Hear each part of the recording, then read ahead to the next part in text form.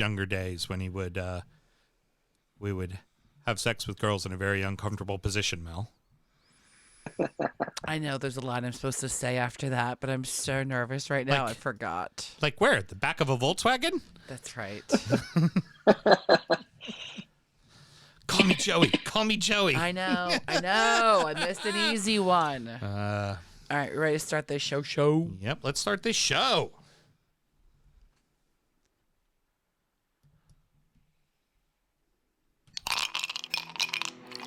G'day folks, I'm James Ferrari. I'm in the Barossa Valley, South Australia. I am a massive fan of Brentford Bees, West London Superstars. I'm on the Drunkard United football show with the two Sams because, let's face it, something's got to make them look good. Cheers from here, and you're listening to the Drunkard United football show. I'll tell you, there's not much for me to go ahead and hit the post. Sam, I'd let you talk, but Jane kind of took up all of our time. Let's go ahead and start the show. Who's there? Born in the land of Bowie, Maryland. Bred to be a fan of fucking Everton. Punch you in the eye and drink your rye. Sam Houston. Sam Houston? Arsenal fans have another Sam. AKA the fucking Gooner Graham. Smell the Malort. Looks great in shorts. Sam Graham. Sam Graham. Drunkard United!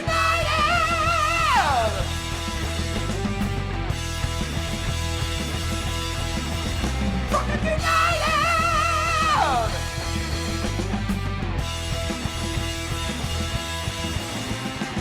Hello and welcome to the Drunkard United Football Show, a completely biased recap of the English Premier League is told by two common American schmucks. I'm your host, Sam Houston, and across the way from me, the snow-traveled man, Mr. Samuel Graham. Sammy, how you doing, brother? Pretty good. Once I got off of the I-95 corridor, everything kind of loosened up. It was fine. But this morning was a little dicey. Yeah, I could imagine it To say the was. least. Hey, remember, 60 degrees and we were wearing T-shirts the day prior.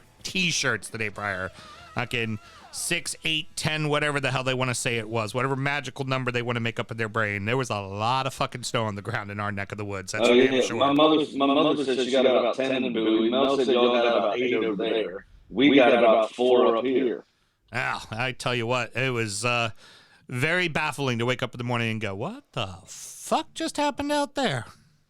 Right? That and apparently y'all had a giant come through the neighborhood because there was a old giant's toothpick laying in the middle of the road. Yeah, tree down in the middle of the road. So we couldn't even left if the snow was off the ground anyways. It would not have meant one single bit.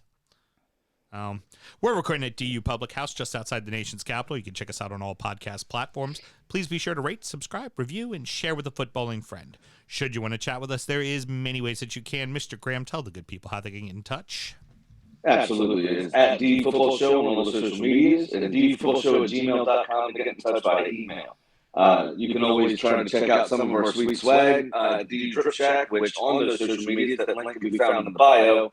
And then if you want to support the show further, it's patreon.com/DUfootballshow for one beautifully brilliant tier of just $5 a month. You get both of our extra shows, Sound Check, which is our actual sound check, catching up from the weekend, checking our levels and all that stuff. And then Injury Time, which is our preview show, where we go over what we think is going to happen at the weekend. And oh boy, was it a sound check today. And we were fucking wrong about a lot of shit. Yeah, we were.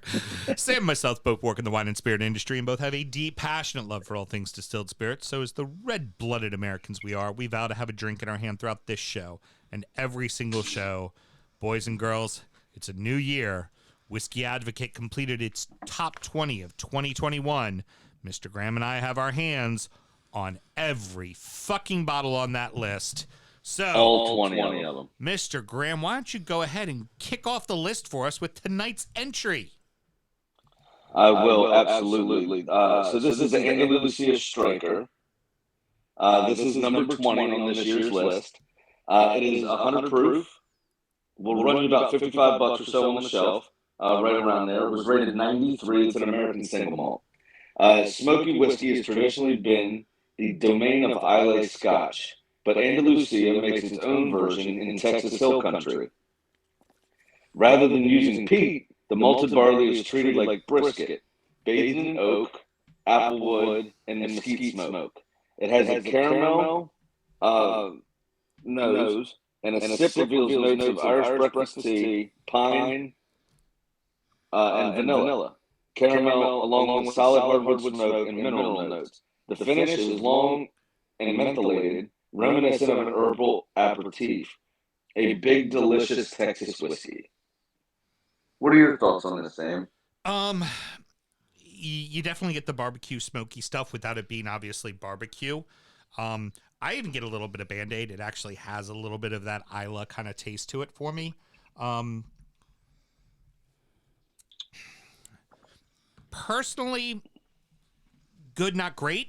I can see why it's on the list. It's got it's an interesting profile.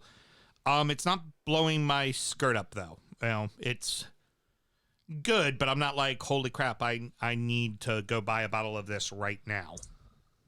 Other than the fact that it was on the list and we ran out and bought it. I don't mind it.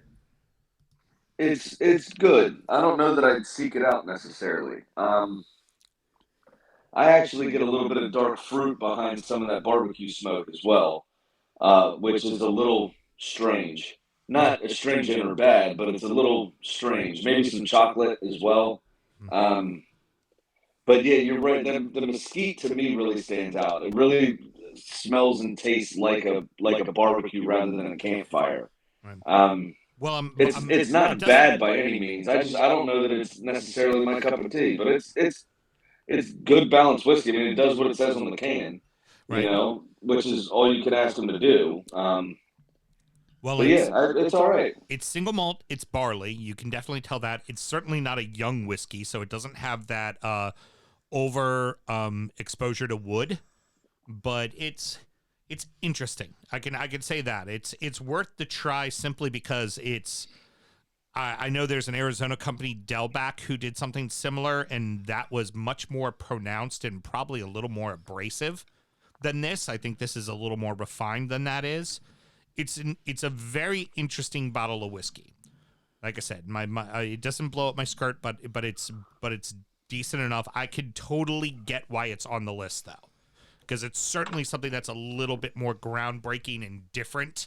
Like when you say, okay, where is the line of innovation in the world of whiskey? And really, particularly for American whiskey, it's going to be American single malt because, you know, if it's bourbon, it's got to follow certain rules. If it's rye, got to follow certain rules. If it's wheat, got to follow certain rules. So the American single malt category gives you a little bit more room to play with. Right, absolutely. Just like the American whiskey category we've talked about many times on the show, where it's not necessarily a legal standard other than it has to be a single malting of barley. Right. And New American, it does have to, that's something across the board on bourbon, rye, wheat, and American single malt. It all has to see New American white. That's one of the things, whereas regular American whiskey does not have to see New American white. It could be a used barrel if wanted.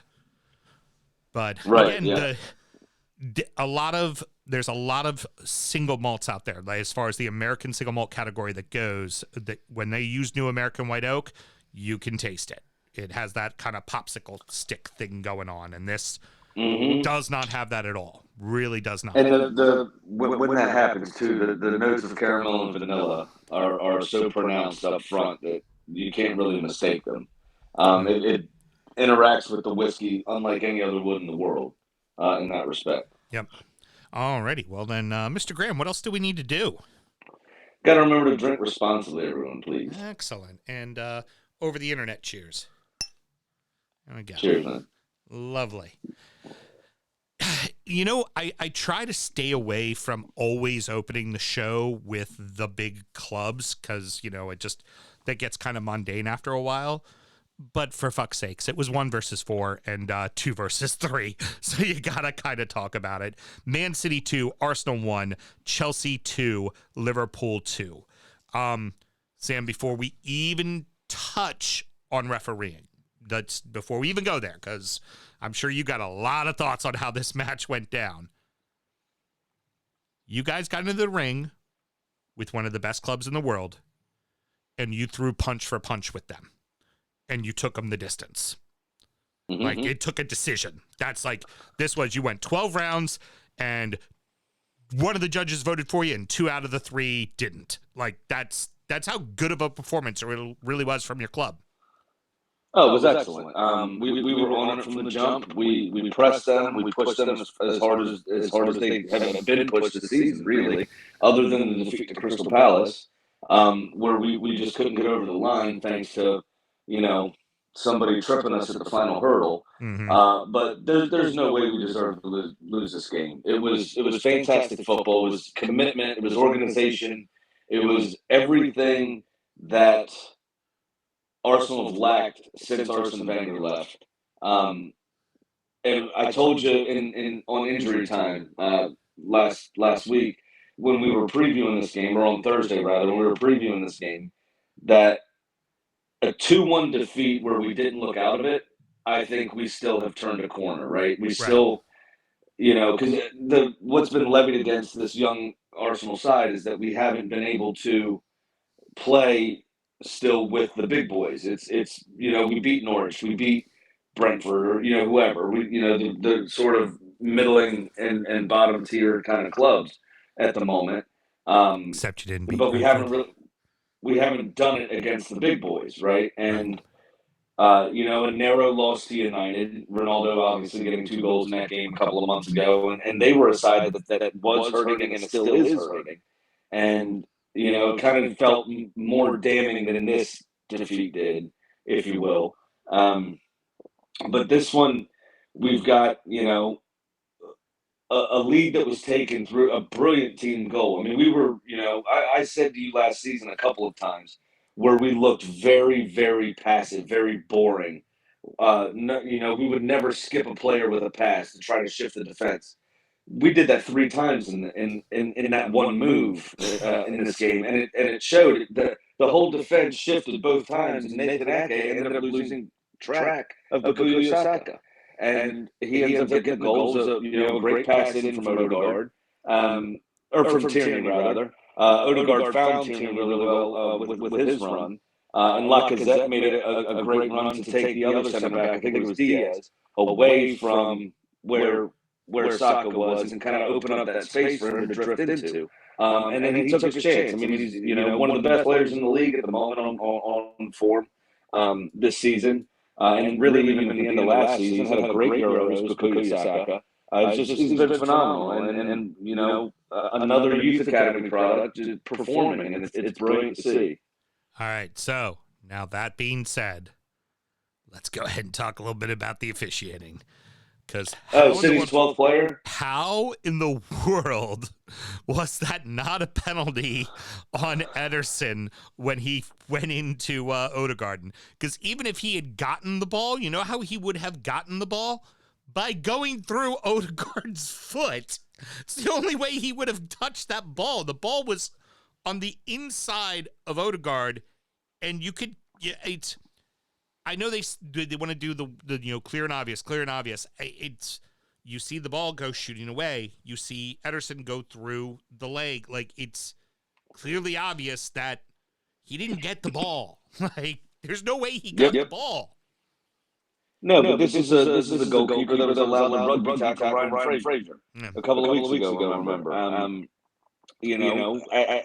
I'm not really one to go with all the conspiracy theory shit and all that kind of stuff. But Sam, if you like, I can mail I'm you starting to think I need to read documents right here, baby. It says it. It says it all. And I told you before, Sam, in the documents, it's right here. You guys got into bed thinking that it was going to be for the betterment of your club, and now you're just realizing that those shy comms in Man City, with the forced inoculations, the take the jab, the social credit score, they used you as a stepping stool. And you learned your lesson, Sam. So whenever you want to come over to my side of things, start reading the documents right here, you let me know. You can become a patriot. Well, you know what, Sam? Get me a Viking hat and a shawl, and I'm ready to go. Okay, I'm in. You know, Fuck it. and how does one get a Viking hat and a shawl for Sam Graham? Well, you have to do that by going to the DU Drip Shack and supporting patriotism, everybody. That's exactly what you have to do. It's so simple. Shameless plug. Shameless plug. The Stuart Atwell, bit of a continuity. Yeah. So apparently, he was banned from refereeing. Not banned, but they did not select him for Premier League refereeing for 4 years because he was so bad. And this season, I think, is his first foray back in. He has been on VAR in the Premier League, but he's not been on field in the Premier League for a long time. In his 25 games as a VAR, reffing Arsenal specifically, he's handed out 4 total red cards in his time reffing as a VAR official. Mm-hmm. And in 25 games, he issued 3 red cards, recommended 3 red cards to Arsenal players. Yeah, it's a now out of the 4 total that he has done as a VAR. He has also influenced other games. The reason he got banned, I think it was Wolves or somebody. It was an absolutely pitiful display of refereeing. I read about it earlier. I can't remember the specifics. But he doesn't deserve to be a Premier League referee. It is absolutely pitiful. Gabriel, I think the second yellow was a bit harsh. He was running in. His momentum took him into Jesus. The turn on a dime, and Gabriel's allowed to run also. He didn't change his direction. If anything, Jesus turned into him. Now, the arms extended a bit and that kind of stuff, okay, you make an argument for it, fine. I don't know what the referee a decision in that situation. Don't. Well, yeah, and I don't know. Just gotten a yellow card for a stupid. The penalty had already been called. The goal had already been scored. He then decided he needed to argue the fact more. At that point, now that's just youth showing, Sam, honestly. That first yellow card is a stupid fucking yellow. Like, if you're going to get that yellow before the kick is even taken. Ball's in the back of the net. Decision's been made, son. You don't need to keep fucking talking. Shut up. Exactly. So that was stupid. Now, the time in which he ran up the field to say something to Stuart Atwell versus the amount of time that the card was given, I'm not sure what he said, but it obviously couldn't have been good. It seemed he was still about 15 yards away from him when Stuart Atwell turned and gave him the card. So how loud he was yelling at him or whatever. But this is a game where the referee decided to make it about himself. Right. City, not a 6 total yellow cards to Arsenal players. Obviously 2 to the same person. Only 2 yellow cards on Manchester City players, and one of them was Rodri for taking his shirt off. Right. Celebrating the goal. Right. It's at least 3 times. Rodri or Laporte or whoever took Odegaard out, stopped his momentum on a counterattack or a play. Took Saka out once or twice. I believe Martinelli almost got flipped at one point. It was a terrible fucking tackle. It's been talked about multiple times, most famously first by Smokey after Manchester City beat West Ham 5-0 about 2 seasons ago that we so famously talked about, Mr. Graham. But he had pointed out that middle of the pitch, Manchester City gets away with a lot. And they'll call fouls, but there won't be cards. And it'll be hard fouls in the middle of the pitch that they just get to do 10 of before a yellow card comes out. And it's like, it's fucking ridiculous. Second foul gets a yellow card. It's absolutely fucking ridiculous, the entire thing. It really pissed me off. The referee's inserted himself into the action, and he's running the game.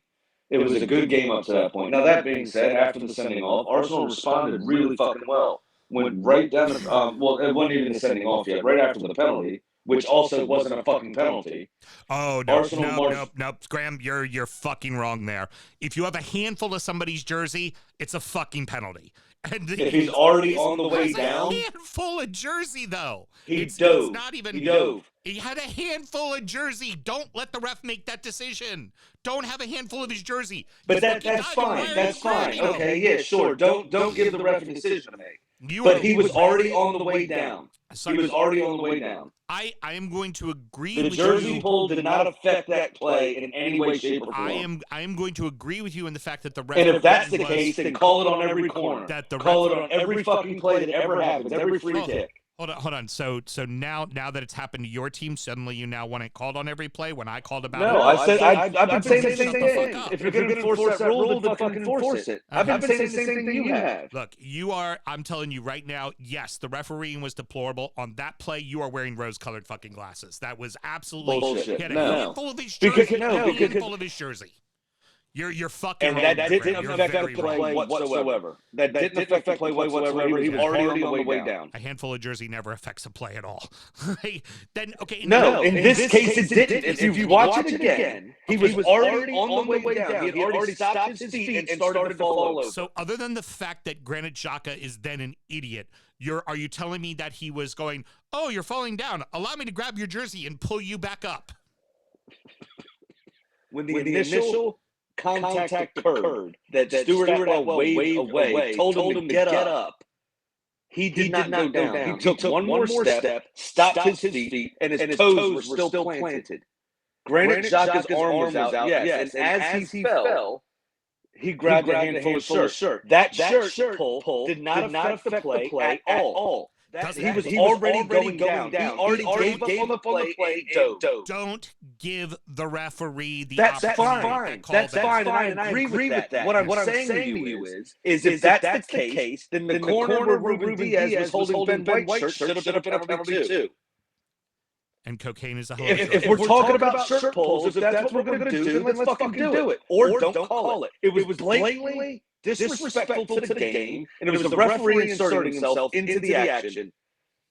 That shirt pull did not give Arsenal an advantage whatsoever. Bernardo Silva was already on his way down. He dove, period. If I recall correctly, producer Mel, if there was the Brentford game with Everton when when Solomon Rondon was actually being undressed as his jersey was being pulled off, Sam said, "You got to get over that shit, son." I believe is exactly what he said to me. Was you got to get over. No, what I said is they're not going to call it. It deserves to be called. It should be a foul. That should have been a penalty. But they're not going to call it unless you're Manchester City. That's my problem. Don't you have They're not going to call it unless it's City. Bernardo Silva was already laying on the fucking ground. He was already going down. I have the document. Granit Xhaka did not stop him from getting that ball. He stopped himself. And in that vein, it is not a foul, period. All right, so the more important thing here you need to do right now, Mr. Grabe, is I believe you have a shot of Malort you need to take. Well, I'm not done yet. The boys, I'm very proud of the boys. Passion, determination, organization, drive. It was awesome. Gabriel Martinelli was fantastic again. Alexander Lacazette was fantastic again. Martinelli really should have had a goal immediately after the penalty. He clipped the outside of the post. It looked well wide from the television angles. They finally showed from kind of behind him, and it actually clipped the outside of the post. When he had that open goal, the defensive mix-up where I think it was Diaz, maybe Rodri, headed over Edison, and Ake cleared off the line. Martinelli fired it back in, and the goal was gaping. I mean, he should have scored, absolutely, but it hit the outside of the post. It was fantastic. But a wonderful performance, and I can happily say that we have turned a corner. Now, I had to get my lovely assistant to bring me this because when the theme song was running, I realized this is the one thing I forgot to bring down. Was this. Because I don't think we fucking lost. Okay? If anything, it should have been a 2-2 draw. Because that penalty should have been a vote. So I take the shot under protest of Stuart Atwell.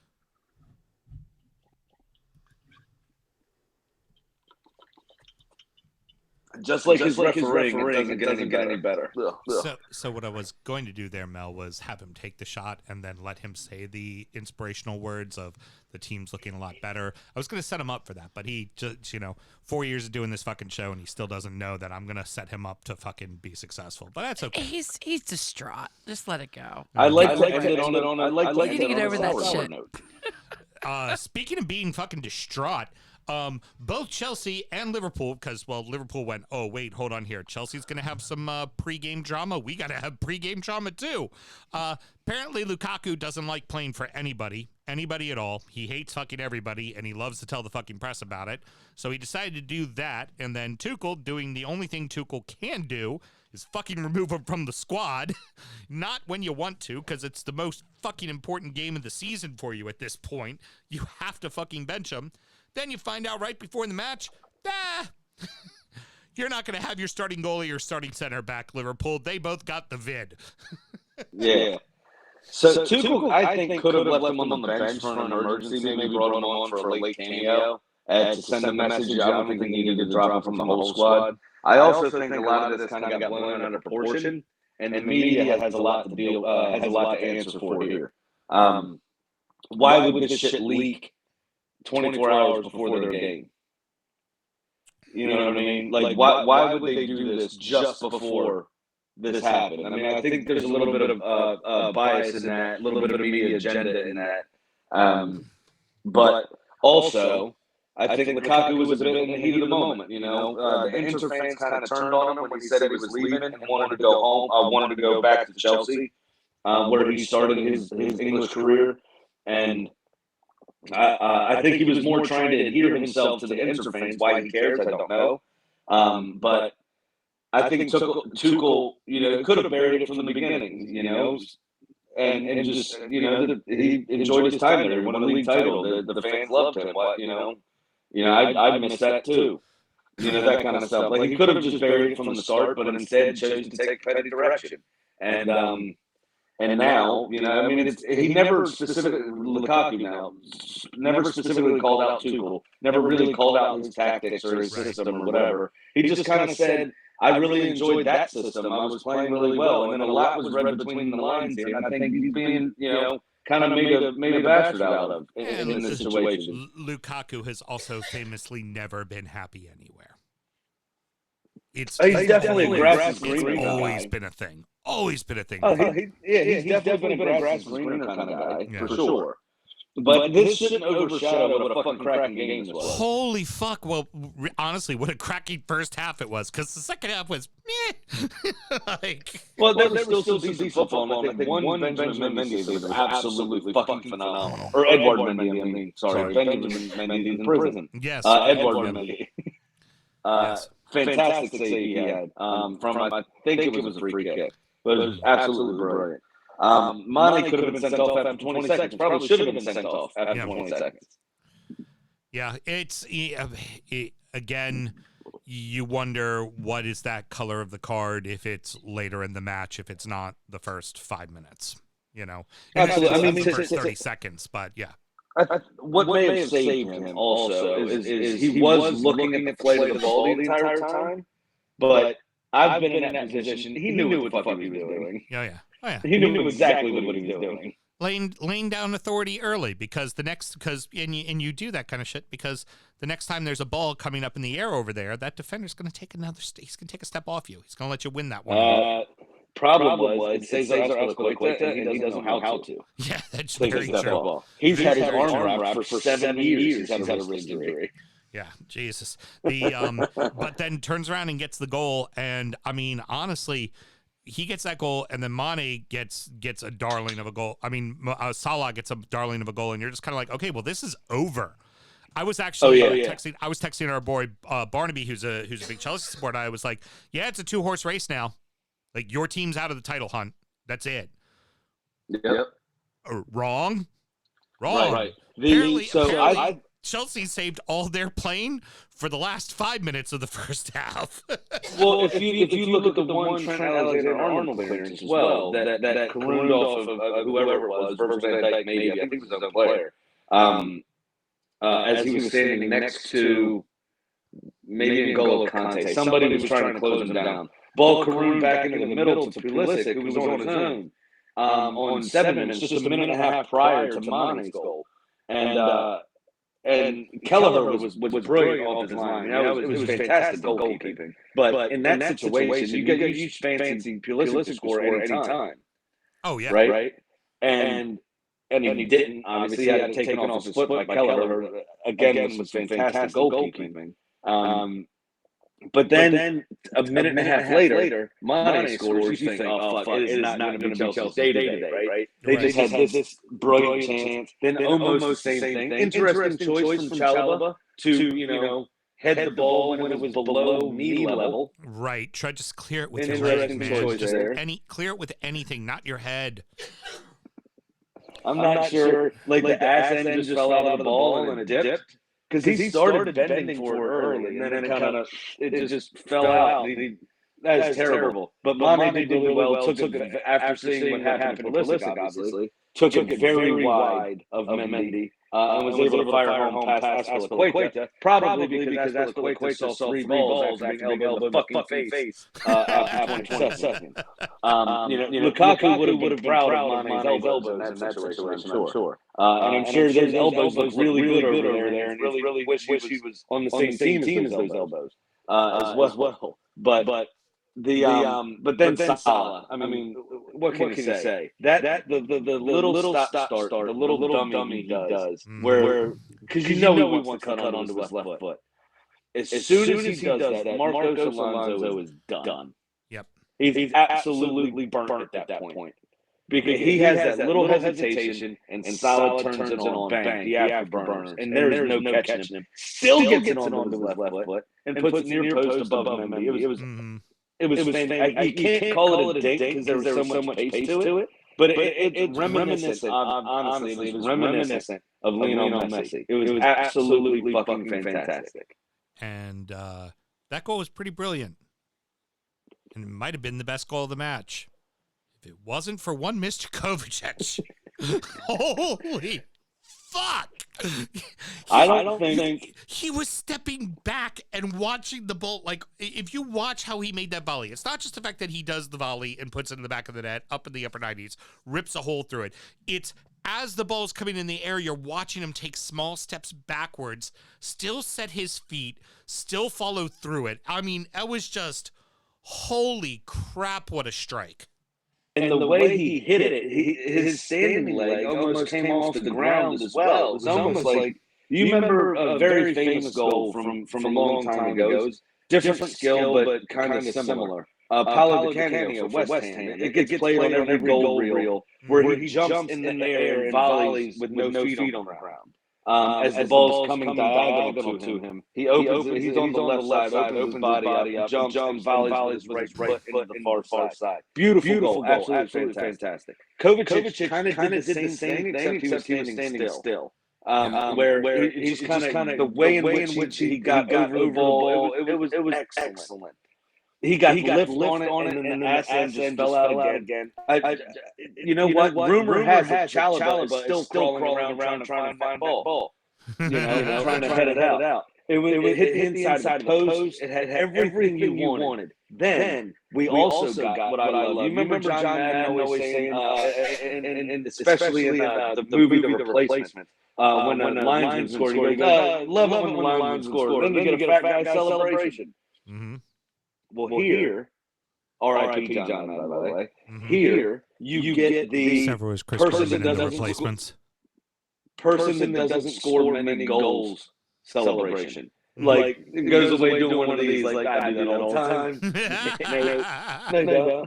No, you don't. You're fucking fronting right now. And we can see, it's funny, but chill, relax. Even Pulisic afterwards was asked about it. He said, your goal was very good, the interviewer. Said, your goal was very good. It was excellent, great skill, blah, blah, blah, which it was just a few minutes later. Conte, kind of playing a hopeful ball, had to because he was being closed down.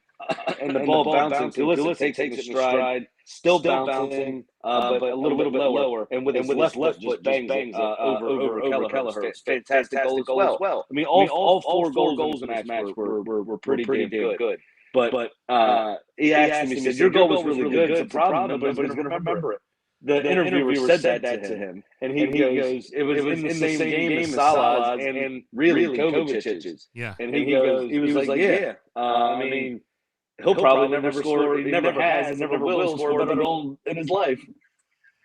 Mel. So kind of give him the underhanded, kind of dig there as well. Hey, producer Mel. Now what Madden would say is, now here's a guy that is confusing his big men commentators from different movies. So I did the video games, and I was also on, on Sunday Night Football. And then you got over here, and you'd be drawing a circle around Chris Berman and go, he's a guy that was on ESPN, and he did the movie. And not me, but that's okay. So here's a guy over here on the Zoom micro on the other side, doesn't know what he's doing. He certainly doesn't deserve a turkey leg, that's for damn sure. But you know who does deserve a turkey leg? Kovacic, he was the man of the match. He was all over the place. I mean, he was running here, running there, he was running through there, he scored the goal, he did all these crazy things. That's what he would probably do, Sam, something like that.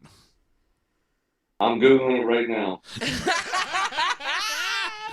It's Chris Berman, and he's in the booth with the Native American inmate that's doing the color with him. Chris Berman. Isn't he one of your favorite people? You just fucked the movies up. Yeah. That's not The Replacements, my friend. No. That's The Longest Yard with Adam Sandler. Yes. Ooh. All right, so I fucked up the movies. Okay. But you know So what I didn't John fuck up Madden was in The Replacements, and Mel, get the calendar out and mark it down. I got a reference. I made a reference, and Houston didn't fucking get it. Here's the terrible part. He said The Replacements, and I also pictured The Longest Yard.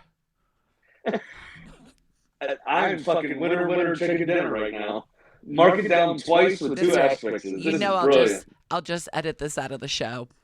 Now, here's a guy that really thinks he knows what he's talking about, even though 90% of the time he doesn't, and just likes to run his mouth a lot. He's got really kind of coiffed hair, and it's over here, and it's over there, and it's kind of all over the place. And, he definitely doesn't deserve the big turkey leg, that's for sure. You got to save those for the big guys, the big linemen. That's who's got to get that turkey leg. You hear what I'm saying? Hey, well, listen, what we can agree on is that as he was backing up, he backed up to get good leverage on the ball, Sam, and then boom! It's in the back of the net. What are you going to do? It's okay. It's okay. You got to get a little bit more crazy. You got to work on your Madden there, kid. I expect better from you. Okay. You know what? This match doesn't hurt either, but it certainly didn't seem to help either as well, especially considering that City won. Listen, with City winning and now having a 10-point lead, I think it is, maybe 11 actually, I think the league's done. I think it's over. I think this hurt both of them. Because City picked up points on both, and now they both play City again, but it is a 10-point lead on Chelsea and an 11-point lead on Liverpool. Liverpool do have a game in hand, but they needed these 3 points to win that game in hand, and then you're only 5 points back. That's a possibility. Win that game in hand, you're still 8 points back. I don't think City's losing 3 more times.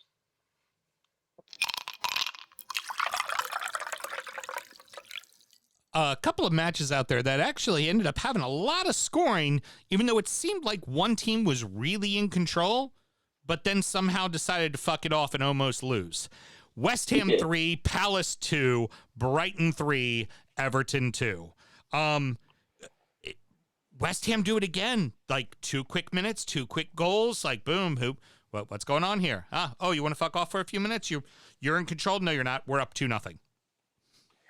Yeah, it was another lively start to a game with involving Palace, though. I mean, they hit the post in the first 45 seconds. It was a great move. Got terribly unlucky. It was end-to-end stuff there in the opening. Both teams had chances, and it didn't really calm down until Antonio dove in on a great Benrahma cross that was right there in the old corridor of uncertainty, as we like to say, where the keeper doesn't know whether to stay or go. And he just flung himself at it. He got a good stud to it and got enough on it that Guaita couldn't react in time. At that pace from that close, he did what he could. He got a hand to it, but it just didn't get enough of a hand to make it relevant. Still ended up in the back of the net. 3 minutes later, Declan Rice found Manuel Lanzini with a good but not really dangerous square ball. He was outside of the box. There was 2 defenders on him. It was kind of a nothing pass. Maybe circles around, recycles the ball out to the outside. On the other side, switches play, but he didn't. he fucking turned the magic on. He rounded one player, had a little bit of a juggle, and then he volleyed from 13 to 14 yards out. It was absolutely beautiful. It was fantastic. And then, of course, they eventually go up 3-0. And the funny part is you're watching that match, and West Ham's up 3-0, and Palace probably the better side. Palace probably with the better opportunities. Yeah. It was just Palace just couldn't put the ball in the net. Well, and that's really the next sentence I had. You know, it's really fun. You know, what's really funny about it is it was also the person that gave the penalty away was Mr. Penalty himself, Luka Milivojevic. 100% from the spot as far as I can remember. Maybe he's missed one or two, but it was him that gave away the penalty. He claims it hit him kind of here, not his bicep, but the replay kind of showed otherwise. To be fair, yeah. And Palace, like as you say, like I said, the next sentence I have written down here, just on my notes, was they did not deserve to be 3-0 down. But that's how the fucking cookie crumbles sometimes. Yeah. It's Leicester when they won the title, you beat them to shit. They'd sit back, and then bang, you're 2-0 down on a total of 9 touches down the field. Right. You're like, what the fuck just happened? You know what I mean? And that's what West Ham did to them. But they didn't let their heads drop. That's another thing about Palace under Vieira. Yeah. They didn't let their heads drop. They came out after halftime, and it was a more of the same. It was a bit open to begin with, but then Palace started controlling the play again. Sorry there, you got me right on the sip. We both sipped at the same time. couple of great goals there right at the death, and hell, almost a third one too. I mean, that overhead kick from Mateo, not that far off. That was pretty fucking close. No offense to West Ham in this. I know West Ham kind of needs those 3 points a whole lot more than Palace does if we look at the greater whole of the league, but man, I kind of really wanted to see that finish in a 3-3 draw and just have Palace kind of come out of nowhere and score 3. And it was of no fault of West Ham's, but more deserving to Palace. Like it's a shame. It's a shame they started scoring so late. I really believe if that 83rd minute opener from Edouard had actually been scored in the 70th minute and the 65th minute, and they had a little bit more time, I think this would have ended in a 3-3 draw.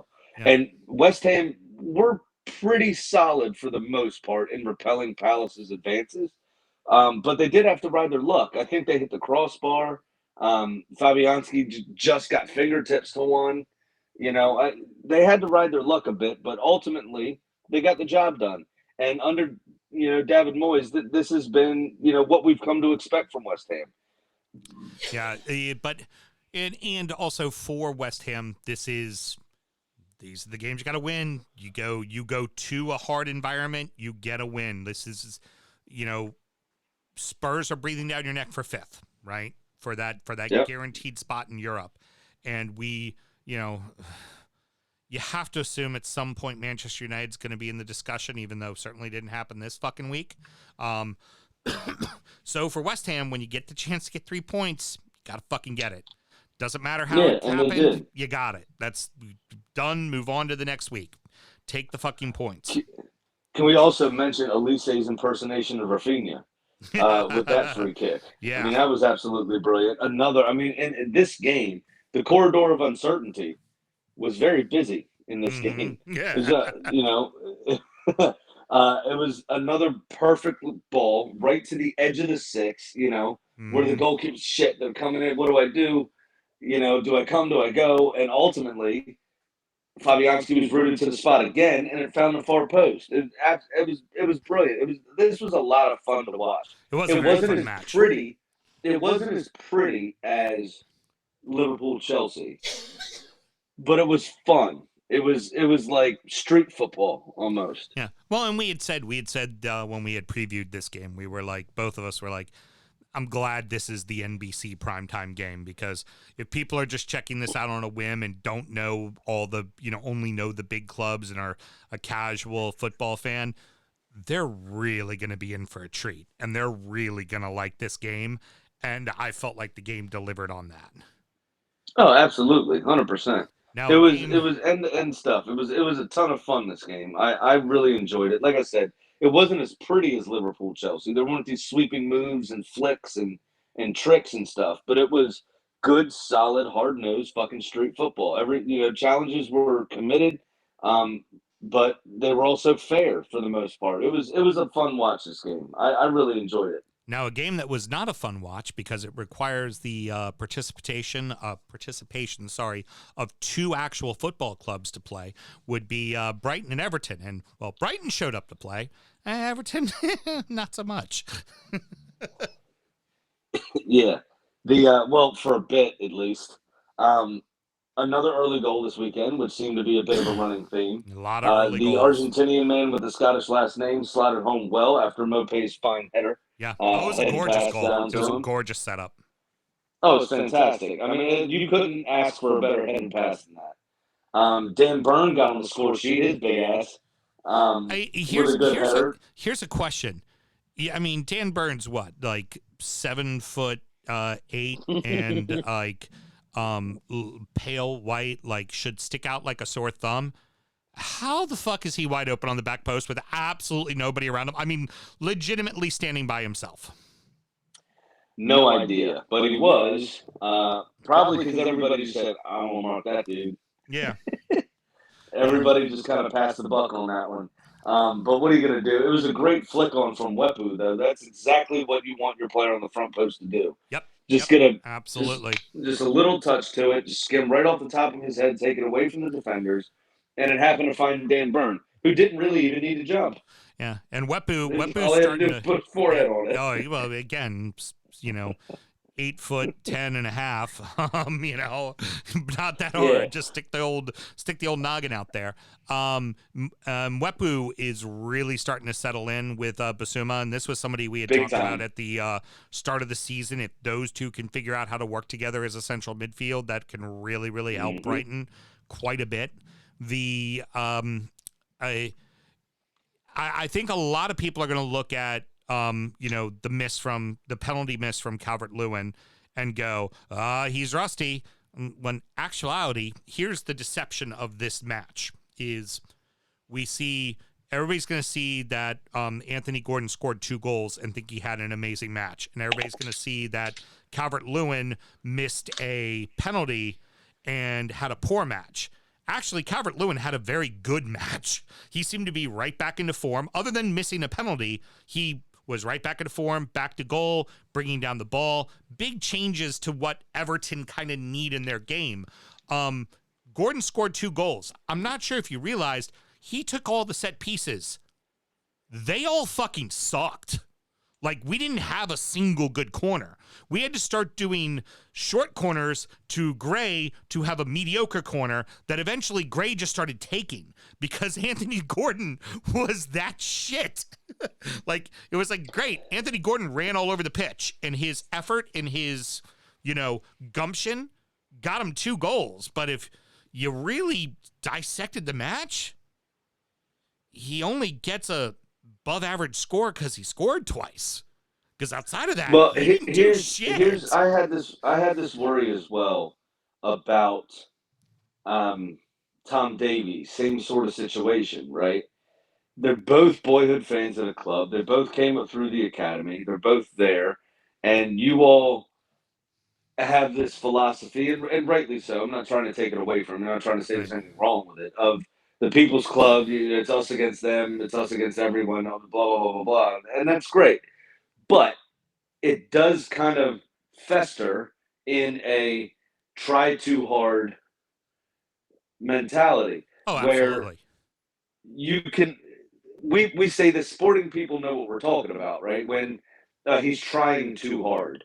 Where you, sometimes it's better to back off that player for a second. Yeah. Fill this space. He thinks you're going to be on him. He might flick on right to your chest. Now you have possession, right?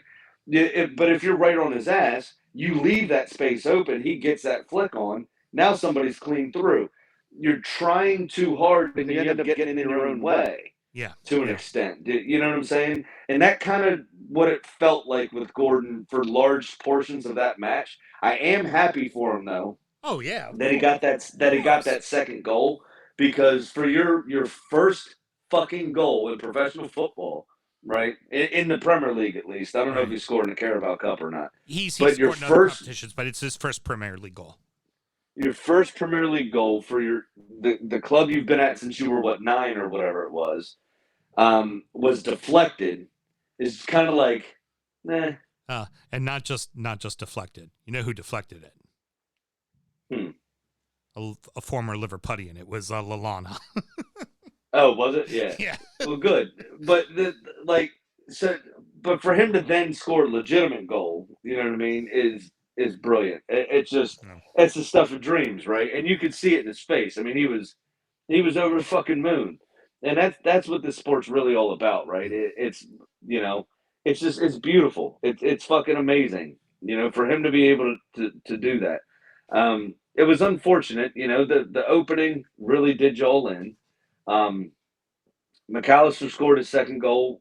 It was a great strike from Wepu. Great strike. Yeah. But a daft little flick with the inside of his boot.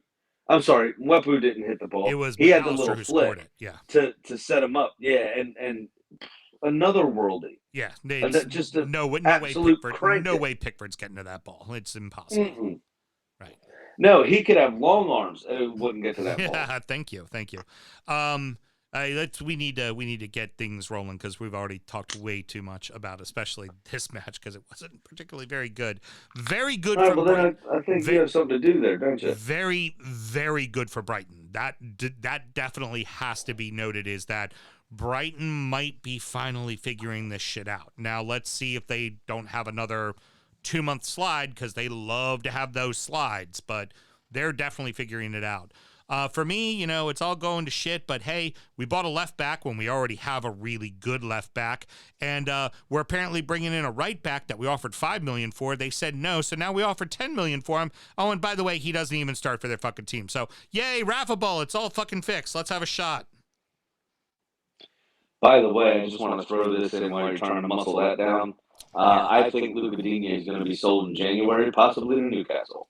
Oh, it's already been said he's getting sold, and we've already bought. We introduced him on Sunday. We've already introduced our new left back. He's already been signed. And it's for like $24 million because that's exactly what we needed to do with a. Who is it? Ukrainian player. Starts with an M. Forgive me. I'm not even going to try to do all of the M skis, vitches, and all that kind of stuff. All right. Okay. Don't alienate our Eastern European lot. Okay, well, you do that perfectly fine on our fucking transfer recap, my good man. Yeah, but I'm drunk.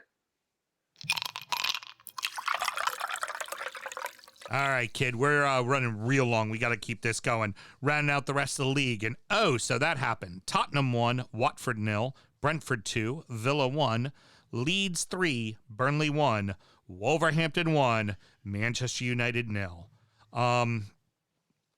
Spurs got lucky even though they fucking dominated the entire match. Yeah, it was rank, this game. Yeah. I hated this game. It was terrible. This was not a showcase for anything. It was fucking pitiful, this game. It was great organization from Watford. You can see what their plan was. It was 11 players behind the ball. We're going to pick them off on a counterattack because we have, kind of fast players. Emmanuel Dennis had to come off at halftime, which didn't help. Their best goal scorer. One of the league's best goal scorers, to be honest. Yeah, number 2. But also, Watford seemed to have a problem holding focus, and they seemed to have rectified it until a fan had a medical emergency and stopped the game for 7 minutes. Yeah. Right near the death. Yeah, and since then, it's all kind of gone wrong. It was in that 8 minutes of stoppage time. Yeah. That Tottenham finally scored. Yep. And I don't know what the goalkeeper was looking at. He was nowhere near that fucking ball when he came out to claim it. There was also about 7 defenders in the area. Not a single one of them got to the ball. And Davison Sanchez was allowed to head home like I said, in the middle of about 14 Watford players. I mean, there was that much fucking yellow. I thought there was like 14 players there. It was ridiculous. And the goalkeeper was nowhere to be fucking found. He was 2 yards to the right of where the ball was. What are you doing? Yeah. Exactly. Now the I do want to say, and then we'll move on to the next match. Harry Kane, at least getting opportunities. It looks like it's starting to click, or at least he's starting to care again. I don't know which one it would be, if it's care or if it's starting to click. I think he just doesn't want to die. That Conte might actually kill him.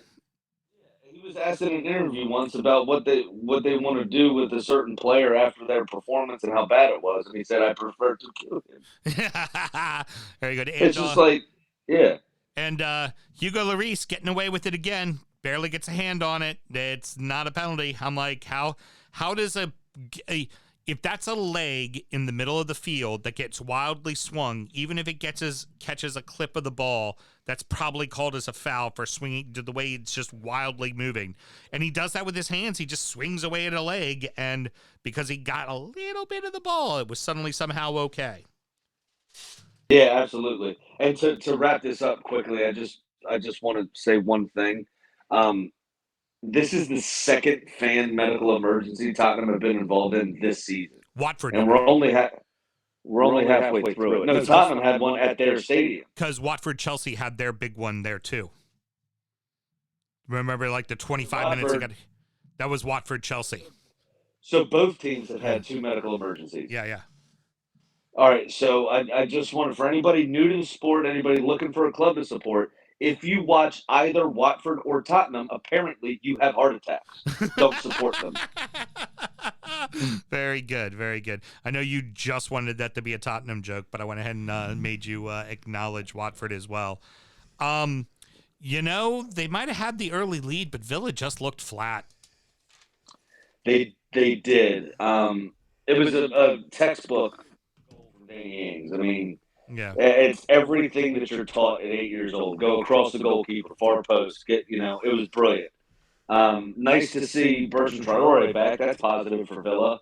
And he played very well, actually, I thought. Yeah. One of their standout performers. But yeah, he got subbed in last week, and he's going to be very key for them. Mm-hmm. Yeah. But they did look a bit flat. He did well to find Ings, in that play. He made himself available. He moved the ball well. His movement was good. Both of his passes were good. He turned in the middle of the field with a nice bit of skill to get away from his defender. And then Rorslev. This was the first of, I think, 3 two-try goals. Right. Where hit, save, came back to him, hit it again. Yeah. Goal. Which is pretty funny. And Wisa was, I loved his celebration, his little meditation celebration. Yeah. I have a lot of time for that. That's brilliant. I have a lot of time for that. The meditation one, huh? Oh, that was yeah. That was a great goal. I went up to Sam and was like, I believe that is what Graham would call a cracker. Yeah. Oh yeah. I mean he had a lot to do when he received that ball from Rorslev. It was great. I've never even heard of Rorslev. Fucking goal and assist. Look at this guy. He's killing it right now. It was. It was a good game, but yeah, Villa definitely looked flat from what they're normally, the normal energy they bring to a game. They just didn't have it. Acted hungover, disjointed, sloppy. And then we've got all those yellow cards hanging over our head. McGinn didn't play that. Mings didn't play in that one. Matty Cash still has 4 cards. McGinn got his 5th card, so he won't be playing the next time. So I guess I'm just happy that McGinn and Cash didn't get them at the same time. I don't know. Yeah. Well, what's good too, yeah, because after this round of games, they wash your record. Yeah, so it's like you so go into the now Matty Cash goes back to 0 cards. Oh, seriously? Yeah. Oh, fuck, that's great. So John McGinn, as a jackass, got a yellow in this game, right, and now will miss the next one because his record wasn't washed yet. Son of a bitch. All right, Mel. Well, it looks like you have something to do. I gave us the curse of death last week by saying it was a no Malort show because none of us played. Yeah. We all played. We are all doing Malort. The universe caught up with us again. So, up the Villa. It was a lazy fucking effort. Cheers. I call it the Stuart Atwell hangover. You heard Stuart Atwell.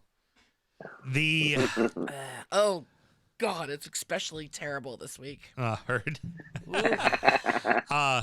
Leeds desperately needed those points. Oh my God, Leeds need those points. Big time. It's a shame Maxwell Cornet is going off to the African Cup of Nations for Burnley. Mm-hmm. They're going to miss him desperately. What a free kick! I just want to get that out of the way. What a fucking free kick that was. I will say one thing about the free kick. Great for him to bend it around the wall and put it in on that near post. Shame on you fucking Leeds, because the one place you should never get beat is the wall should have the fucking post covered and the keeper should be able to get to it. So that is just massively wrong by them. They did. That ball was outside of the post when it passed the wall and curled in that quickly. It was a brilliant strike, and there's nothing you can take away from him for that. It was absolutely fantastic. It was Roberto Carlos-esque. The outside of his left boot from the right side, around the wall, outside of the post, and dink right. Oh, gorgeous! It was fucking gorgeous. I got a lot of time for that. They just get him back. They just get him back from injury. And now he's off to AFCON, and at the worst possible time, because even with games in hand, and for me, I'm still worried about Burnley, and I'm still worried about Watford. I feel like the team that's going to jump both of them is Newcastle, because also Newcastle is going to buy whatever they need to fix it. They about to go fucking get it right now. Well, that's it. They're linked with Aubameyang on loan. They're linked with buying Kieran Trippier. They're linked with a fair few very high-profile players, probably above Eddie Howe's pay grade, to be honest. Yeah, exactly. And whether he can put it all together, I don't know. Some of these players may just, hey, I'm going to get a payday and fucking I don't give a shit. And that's a worry also in this window. If they don't care, you can't make them care. Right. True. Right? But so also, especially somebody like Kieran Trippier, who's turning 32 this year. And the way in which he plays, he's not going to be able to keep that up. Yeah. So, but I think you also couple that with the fact that Eddie Howe now obviously didn't get to play this weekend, but he's starting to get that team to pay attention. So I think maybe the couple of right pieces might, I feel like there's no reason why that team should survive relegation, but I feel like they're going to.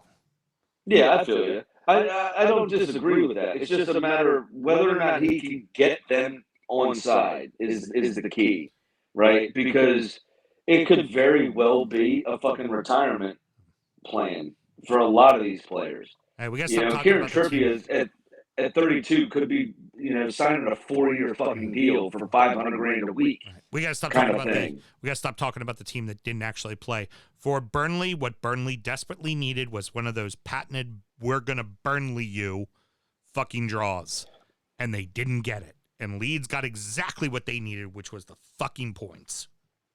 Jack Harrison had the second two-time goal as well. Wayne Hennessy did really well in a lot of instances, which is difficult for him.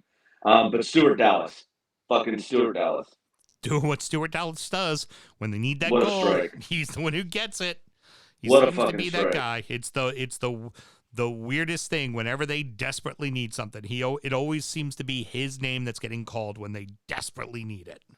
Yeah, it was absolutely brilliant. And then Wayne Hennessy with a very weak mitt on Dan James's header into the ground. Mm-hmm. I mean, that was a comical fucking goal. That should have the been way that looped up into the it was pitiful.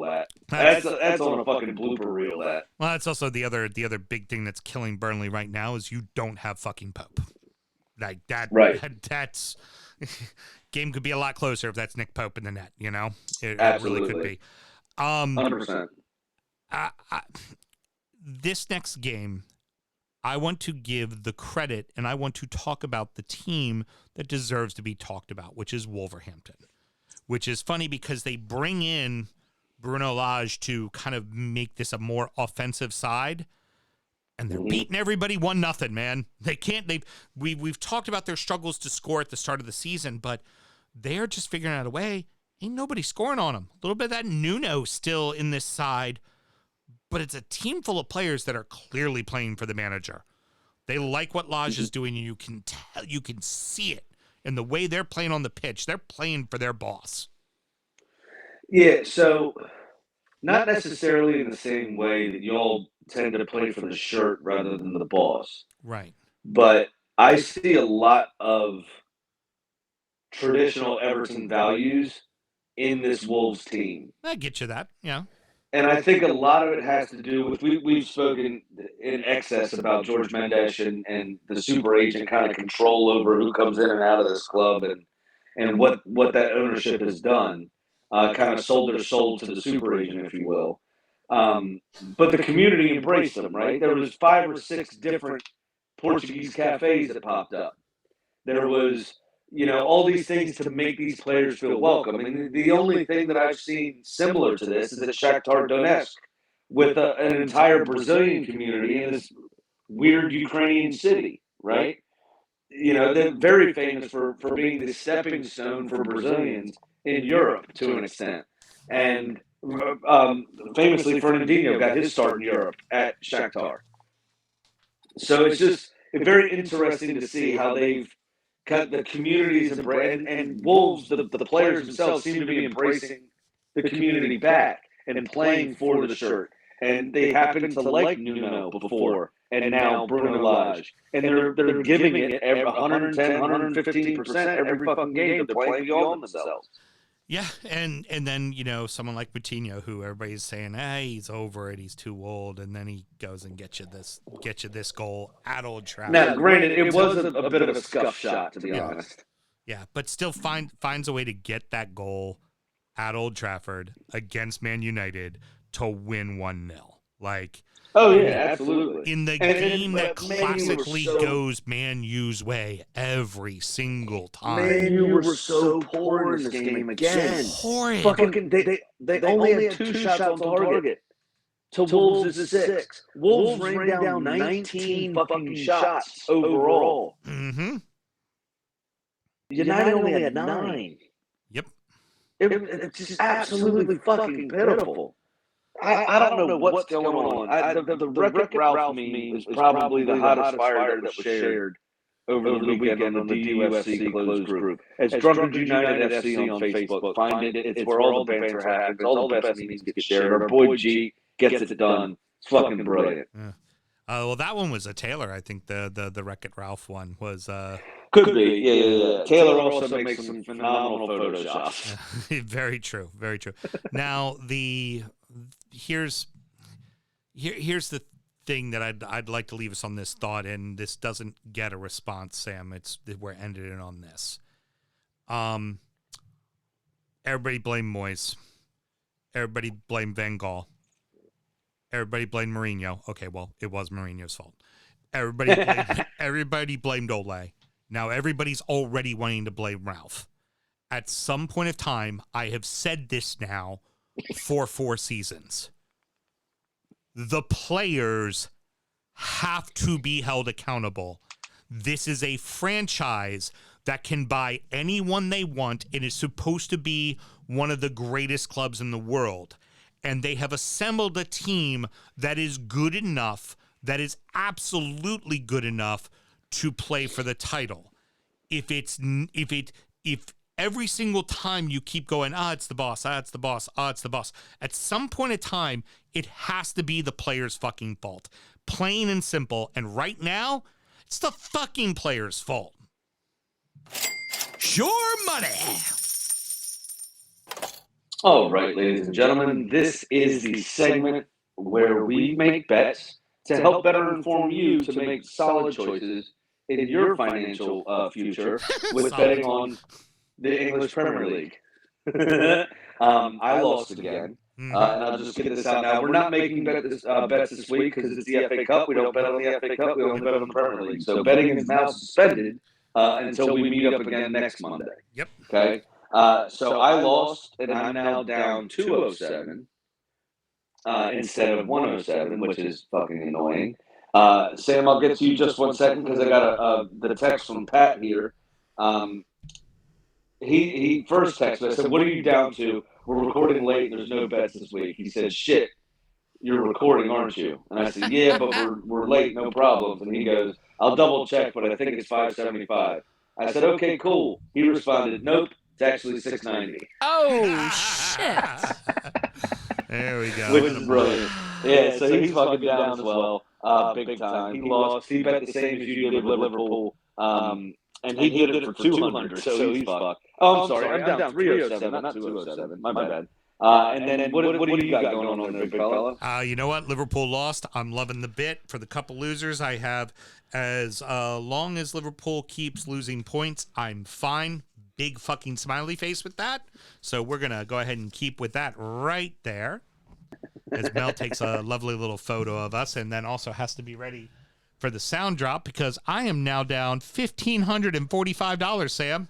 Big Sam's Lock of the Week. Mr. Graham, this is very important. 9.090909090909% of the time, it works 100% of the time. Thank God I don't have to fucking bet this week. It's absolutely terrible. All right, Mel, why don't you go ahead and tell us about the fucking chicken? Do I have to play the music? No, you can just go ahead and tell us about the chicken. Thank God. So Kitty's match was one of the few postponed, and she sits at 10-7. And Kitty is laying off the FA Cup this weekend. She'll be back to bet next week. And they got a couple of renovation projects up there at the coop because we've had a lot of snow, caused a lot of problems. So I think they're just going to work on that. I got a text from her that they've got contractors coming in. Yeah. But her second message said, "Hey, Big Sam. Yeah. Please remember to tell everybody to gamble legally and responsibly." Championship Corner! I've fallen and I can't get up. Oh no! So how many matches did we actually have this time? I'm not exactly positive just yet. Let's see. Saturday the 1st. We had one go off. Blackpool beat Hull 1-0. I'm sure that was a fucking barn burner. On Sunday, actually, all 4 matches on Sunday went off, so that was good. Bristol City beat Millwall 3-2. QPR 2-1 over Birmingham. Blackburn and Huddersfield, again, I'm sure it was a barn burner, 0-0 in that one there. And West Brom and Cardiff 1-1. Glad I didn't bet it because they fucked me with that before. Yeah. And then on Monday, only 2 out of the 5 went on. And that was Reading and Derby at a 2-2 draw, and Preston over Stoke 2-1 away from home as well. Another point for Derby. Another point for fucking Derby. Yep. So that leaves us going into the FA Cup third round with Bournemouth tops on 49 points, Blackburn in second on 46 points. I'm sorry, both of them have played 25 games.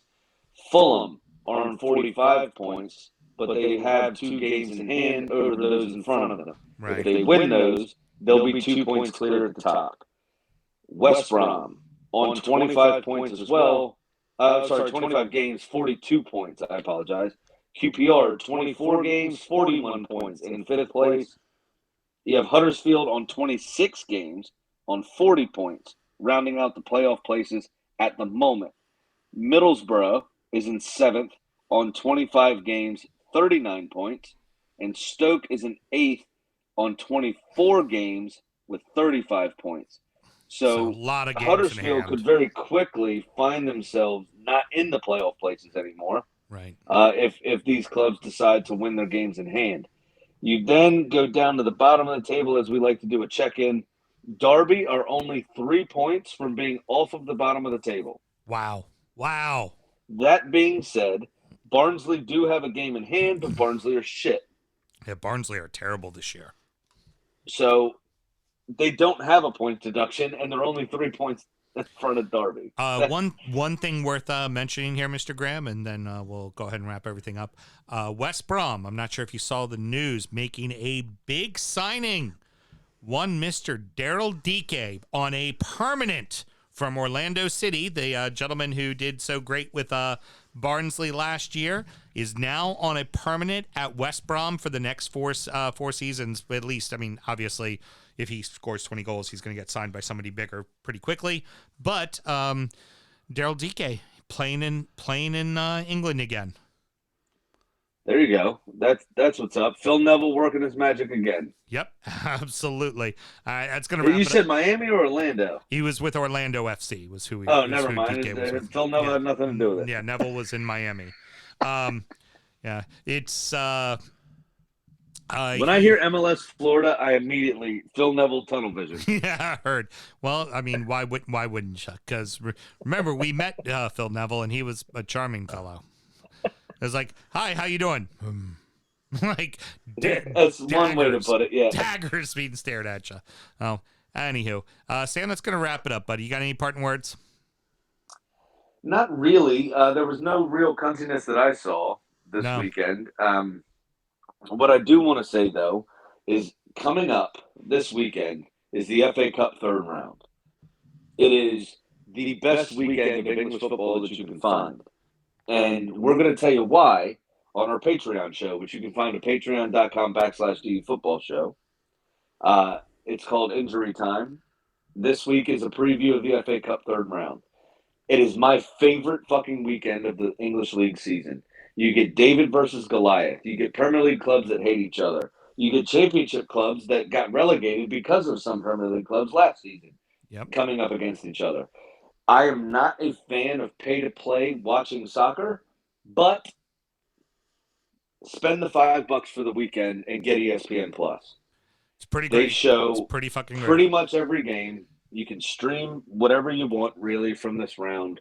It is fucking amazing. It is so much fun. It's what football's all about. It's the oldest knockout competition in the world, and it's bloody awesome. And it's fucking back, baby. Here we go. I have a feeling. I got so excited I knocked my camera over. I have a feeling all of the lower leagues weren't playing games specifically to make sure that they were healthy to play their fucking FA Cup to play matches. this weekend. Yeah, I have a feeling that's why so many games got postponed, because they definitely wanted them to do their FA Cup match. But that's up next. We're going to go ahead and do Injury Time. We're talking about the beers we've been drinking, and we're going to preview the entire third round of the FA Cup. And Sam already told you how to find it, boys and girls, so check us out there. Please go to the Drip Shack, and hope y'all enjoyed our first little foray in live streaming tonight with all kinds of effects and stuff. Producer Mel, hell of a job, Miss Thing. Why, thank you very much. All right.